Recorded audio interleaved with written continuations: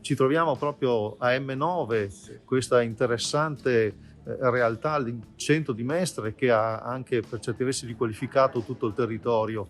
Oggi si presenta questa mostra particolare che si chiama Foresta M9 e che a questo punto che ruolo ha all'interno di una logica generale che è anche però, come posso dire, costretta dal Covid? Allora, M9 nasce come rinascita, rivitalizzazione di un'intera area della città e quindi dopo 11 mesi chiusi abbiamo deciso di fare questa installazione che è l'idea della rinascita, no? Portare un bosco in cima a un museo è già di per sé un gesto assolutamente eretico, un gesto strano, inatteso, e contemporaneamente e anche dare segnale di una rinascita di un'istituzione, del bisogno di una comunità di ritrovare pace e di avere un luogo assolutamente di naturalità dentro un museo che di solito invece è una scatola di cemento in cui vedi delle altre cose. Ecco. Quale sarà la programmazione allora da adesso in poi di M9? Allora, per quanto riguarda la foresta, nel prossimo 20 giorni, essendo chiusi, faremo tutta una serie di grandi iniziative nel digitale e in streaming, dalle lezioni di yoga, dei DJ set, dalle performance d'artista, le piccole lezioni sul Novecento ai boschi, a incontri educativi con i bambini. Sono tante diverse realtà che useranno il bosco come una specie di quinta dove effettuare delle cose e poi quando saremo finalmente aperti il pubblico potrà venire qua e visitare e stare nel bosco. Non chiede altro al bosco se non quello di essere un straordinario luogo dove avere un po' di pace, un po' di serenità in un momento così difficile. E la mostra poi rimarrà aperta sicuramente fino ai primi di maggio, quando poi dopo questi alberi voleranno in 7 comuni diversi del territorio veneto. Questa collaborazione con Veneto Agricoltura come è nata, ma soprattutto che senso ha?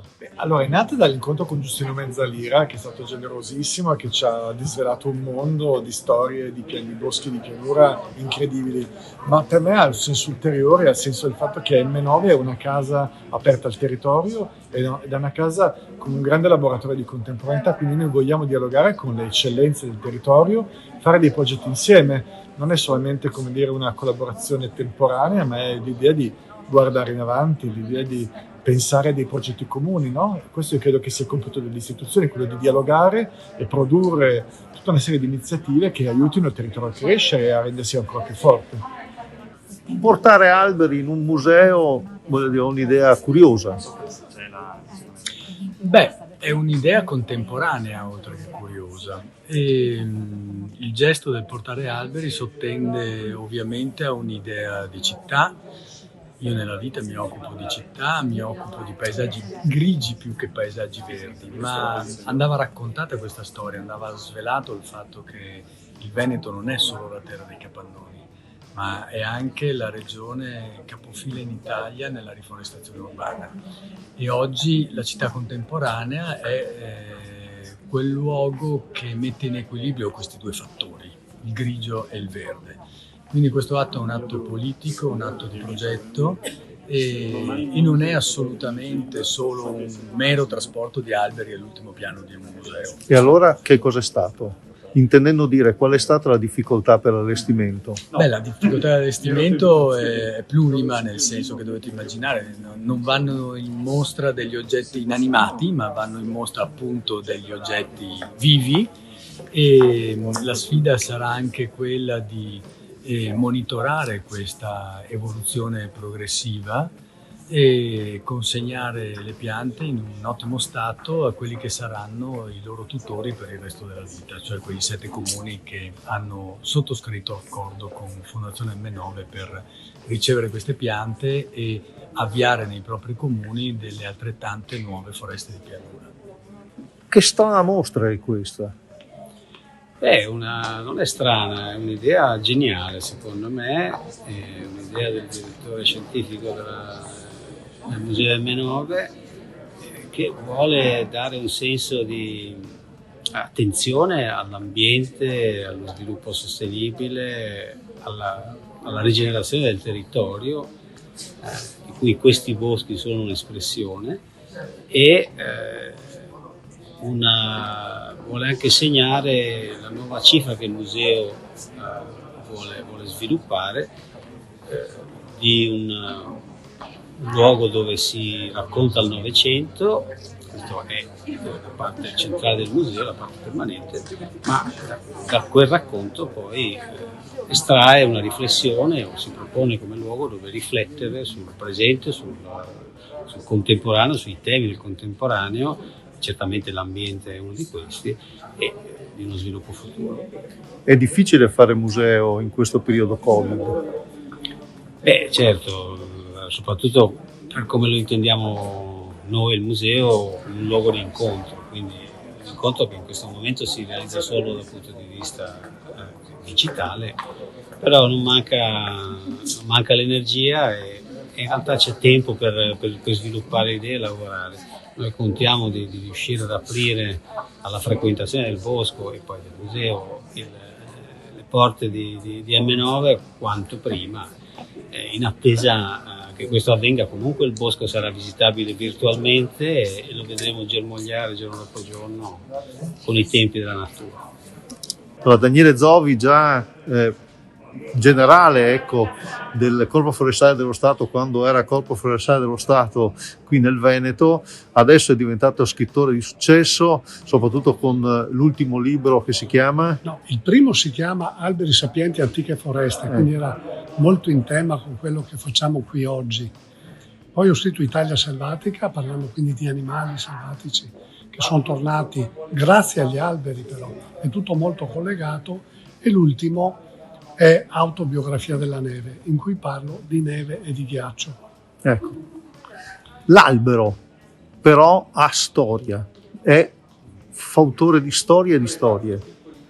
L'albero ha sempre qualcosa da raccontare, lo fa alla singola persona che si trova a camminare nel bosco e a sedersi ai piedi di un albero e appoggiare la schiena al suo tronco.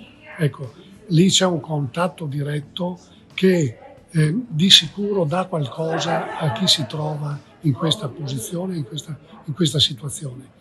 Ma gli alberi raccontano molto perché sono anche nel loro insieme, cioè nelle loro comunità, che appunto noi chiamiamo boschi o foreste, sono lo specchio dell'evoluzione della società e quindi anche della storia dell'uomo. Cioè, mano a mano che l'uomo è diventato più industriale, mano a mano che l'uomo ha dovuto sfamare sempre un più grande numero di persone, il bosco si è ritirato. Poi, cioè, ha diminuito la sua espansione. Poi però, ogni volta che l'uomo abbandona un tratto di coltivo o un parcheggio per automobili, per dire, il bosco si riappropria di questi spazi, ritorna nei luoghi che gli appartenevano. Ecco, gli alberi ci raccontano anche questo, ma poi ogni singola specie è stata dall'uomo sempre usata o per sfamarsi o per utilizzare il legno, e quindi scopriamo che in questi alberi che ci circondano sono nascosti dei legni preziosissimi, quelli che servono per fare strumenti musicali, ma anche strumenti di lavoro, ma anche le lance dei soldati macedoni. Ecco, quelle lance, quelle aste, hanno reso invincibile quell'armata 2000 anni fa, ed erano fatte con legno di corniolo. È una pianta che noi troviamo qui e che è stato deciso di ripiantare nella pianura veneta.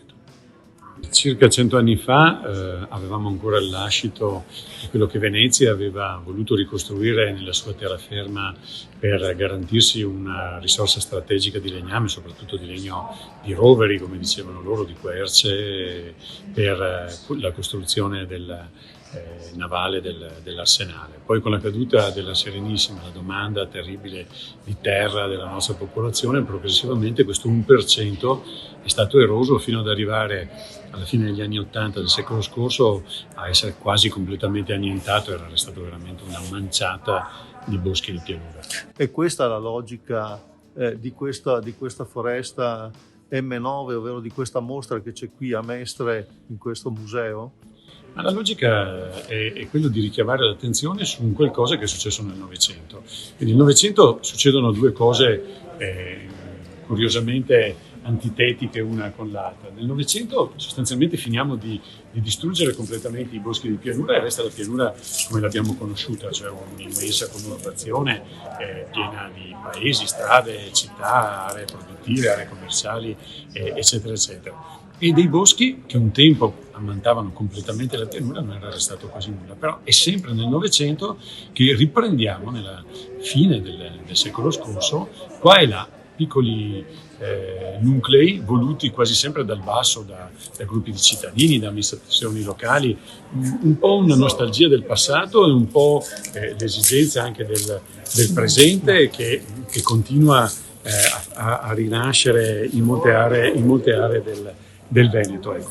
E tutto questo a un certo punto si coagula, trova nell'allora azienda regionale delle foreste prima e poi in Veneto Agricoltura, trova un supporto tecnico che dà degli indirizzi tecnici, dà le piantine, dà il modo di ricostruire dei boschi che nessuno sapeva come si sarebbe potuto rifar nascere dei boschi dai campi coltivati. Ed è così che comincia a nascere questo arcipelago con questi isolotti sparsi che adesso un po' alla volta si stanno allargando. Nel giro di una trentina di anni abbiamo moltiplicato per 10 la superficie di quello che era rimasto, arrivando a circa 500 ettari di boschi con la tipologia originaria dei boschi del Veneto, finché 2 o 3 anni fa avviene qualcosa di straordinario. Tutti questi costruttori di boschi che spontaneamente nel Veneto avevano portato avanti i loro progetti si ritrovano nel 2017 a Sandrigo, su iniziativa di Veneto Agricoltura,